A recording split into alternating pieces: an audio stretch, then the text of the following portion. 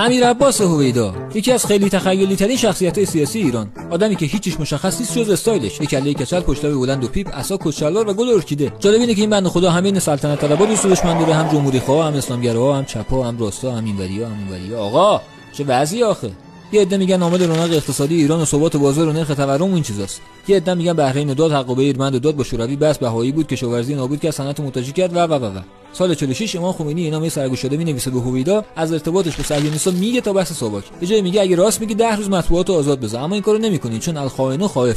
هویدا کارمند وزارت خارجه میشه، بعد دوره اطلاعات، بعد وزیر دوره‌ای، بعد ترور منصور که نخست وزیر. اما یه دوره‌ای به عنوان دبیر اول سفارت میره فرانسه. نکته جالب اینه که طبق گفته مجله خواندنی‌ها شماره 252 سال 1325 یه سری ایرانی توی آلمان دستگیر میشن به جرم قاچاق مواد مخدر. از جمله این افراد آقای هویداست. به جدن دولت فرانسه به دولت ایران نامه میزنه میگه آقا ما که میدونیم دبیر اول سفارت چقدر حقوقشه، شما به ما بگید ایشون پول خرید خونه ویلایی رو از کجا آورده. خلاص سال 56 بعد حدود 13 سال خدمات خالصانه، عاشقانه و میهم پرستانه به حضرت آریامهر برای خوابوندن صدای مردم به زندان میفته. هویدا که متولد یه خانواده پولدار بهایی قجری بود، روزهای آخر زندگیش دق میخوره به پست آقای خلخالی. میگن به خاطر ارتباطی که با صهیونیست‌ها داشت 3 ماه بعد از اعدام توسط خواهرش جنازه‌اش مومیایی و به شهر عکا در فلسطین اشغالی منتقل میشه.